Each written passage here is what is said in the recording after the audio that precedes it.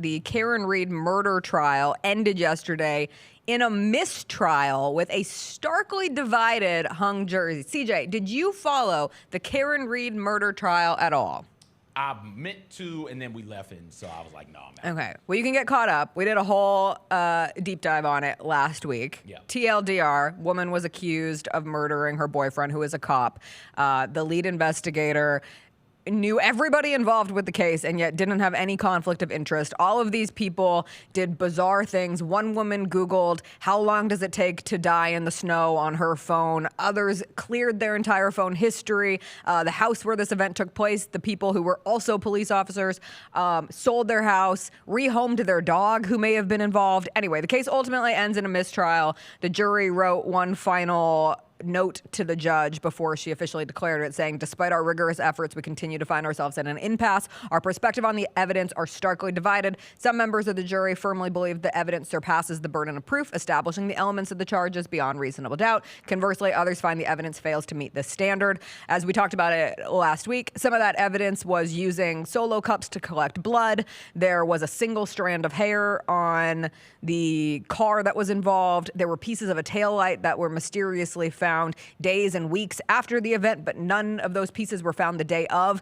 It felt as if this was at worst for Karen Reed going to end in a mistrial, and at best she was going to get off. And in this case, a mistrial really is a win. Like, this was the prosecution's best attempt. And when you have something end in a mistrial, very rarely is the prosecution able to come around on the other side. So yesterday was seen as a win for Karen Reed. And when we get the show on Netflix or Amazon or Hulu or Apple, I can't wait to relive this, because this had all of the inner workings of a true crime story that makes for excellent television, which sounds disgusting because a man lost his life, John O'Keefe, and that is very, very sad. And there are children involved and all of that.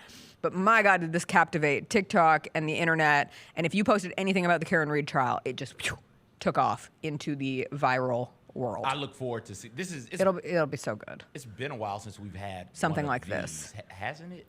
I haven't engaged in one of these in years. I can't think of another one. No. Who's Scott Peterson? That was decades ago. Was it? Yeah. Okay. And his case got picked up by the Innocent group. Yeah, the Innocence Project. Which is insane. Well, maybe he didn't We'll do find it, out. which is more insane. We'll find out. Yeah, I look forward to getting the Netflix documentary in a couple of years, and then I'll be caught up with everybody else right now. That is, and some of the stuff I was getting is like, there's no way this can be true. But it was. And it was. Not only were they the blood in the cups and like the destroying of phones, didn't somebody like take a SIM card out and throw it away on a military base? Yes. Like, come on, man. The day before they were supposed to turn their phones over. Oopsie. Innocent people don't do that. Yeah. There's something fishy, something funny going on there. And I'm surprised it was a mistrial. I actually was. And I was surprised it took as long as it did. How long did it take? I talked about it on Vernon last Wednesday. The jury had entered deliberations. So about a week. About a week. But the second it entered deliberations, people thought that it could happen that day. Like, that's how poorly the prosecution presented. I don't know if Karen Reed did it or not.